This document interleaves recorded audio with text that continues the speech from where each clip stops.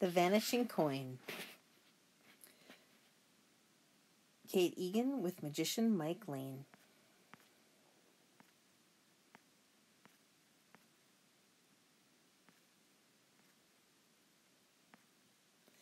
Chapter 1. In Trouble Again. 9-year-old Mike Weiss slumped in a hard chair outside the principal's office. 4th grade was supposed to be a fresh start, but he was right back where he always was. Every year since kindergarten, at least once a week, in trouble. He wasn't a bad kid. He wasn't mean. He didn't hurt anyone. He just couldn't sit still. Sometimes he did things without meaning to.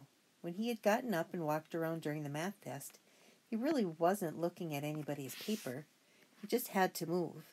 But that was against the rules, and he had ignored his teacher's warning, so here he was. Over the summer, he'd been working on ways to cope. Strategies, his parents called them. Sometimes they worked and sometimes they didn't.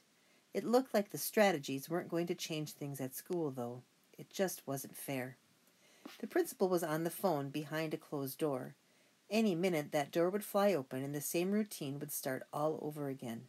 Calling his parents, talking about consequences, making a plan. Mike kicked the bottom rung of his chair until Mrs. Warren, the school secretary, glanced up.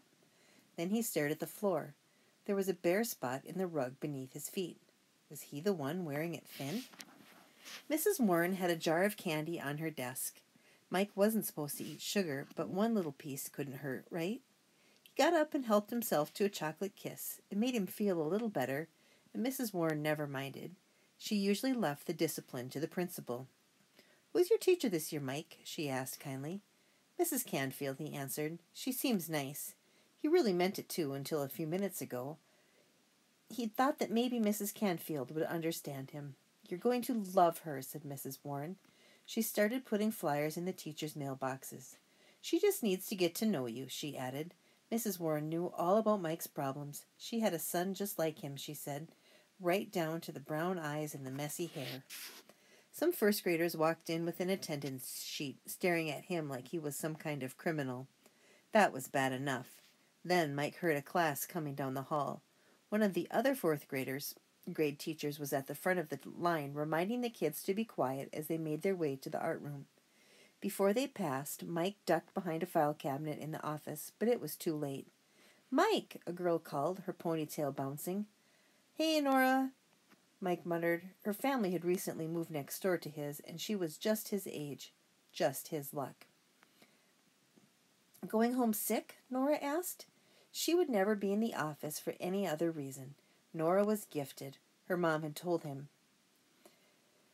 Nora was gifted. His mom had told him. She needed special classes and extra challenging homework. She could handle sitting quietly at a desk. Mike didn't think Nora seemed any different from most kids. She was friendly, and she liked to play foursquare. He might have liked her if he didn't know she was good at everything she tried. They definitely didn't have that in common. "Not exactly sick," he said. It was hard to explain. Luckily, Nora's teacher was moving her along. "See you after school," she said, waving goodbye. Mike looked around to make sure nobody had heard that. It was still a new arrangement, and he hoped it wouldn't last. He and Nora weren't really friends, but their parents were. They'd hit it off from the day Nora's family moved in. It only took a couple of backyard barbecues before their mothers had cooked up a plan to help each other out after school. Both sets of parents had flexible schedules, but they couldn't always pick their kids up at 3 o'clock. So now Nora came to Mike's place when her parents were busy, and Mike went to Nora's when his were. He was going there today, actually. Another fun afternoon of raw vegetables and no screen time at Nora's. The principal's door was still closed. Mrs. Warren was making a fresh pot of coffee. Mike wondered what his mom had told Nora's. If Nora was gifted, what was he? What was the opposite? The idea made him so mad that he didn't notice the shadow in the office doorway. It still wasn't the principal. It was much worse. Jackson Jacobs, Mike's enemy since birth, was shaking his head.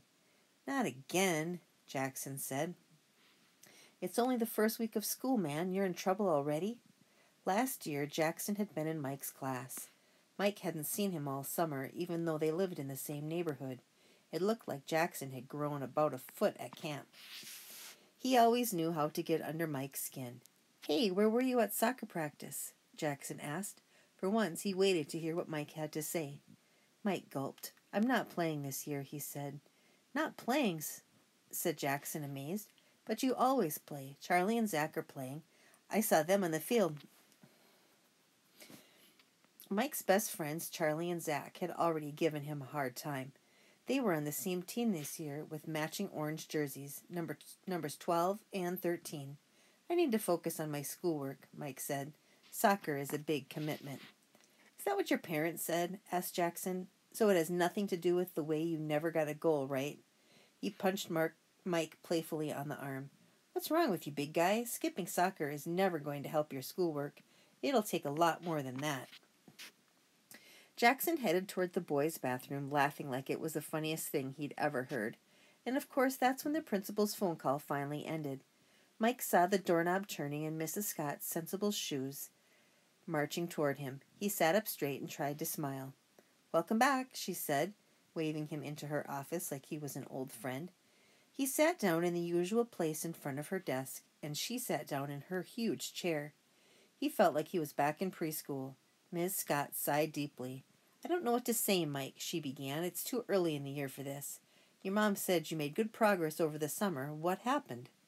"I don't know," Mike said honestly. "I was taking a test, and I needed to get up. I wasn't cheating or anything. I was just moving." "We need to find a way for you to succeed in school," Ms. Scott explained, not for the first time. "You can't keep roaming around during tests, or missing assignments, or fooling around in class. You need to find a way to focus." What could Mike say? "I know," he trailed off. "I'll need to call your parents," Miss Scott said. "Mrs. Canfield and I will meet with them as soon as we can find a date." Mike's parents had already tried a million ways to keep him on task, as they said.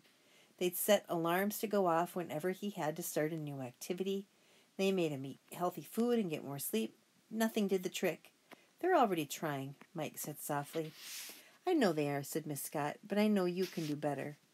When he finally left the office, Mike tried to look on the bright side. She hadn't said, "I'm disappointed in you." She hadn't said, "You need to concentrate," like he could just flip a switch. She was trying to say she believed in him, that he really could do it somehow. But mostly Mike heard Jackson's words ringing in his ears. "What's wrong with you?"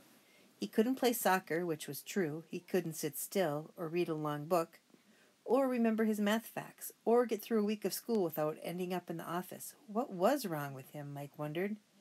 The answer was pretty simple. Everything.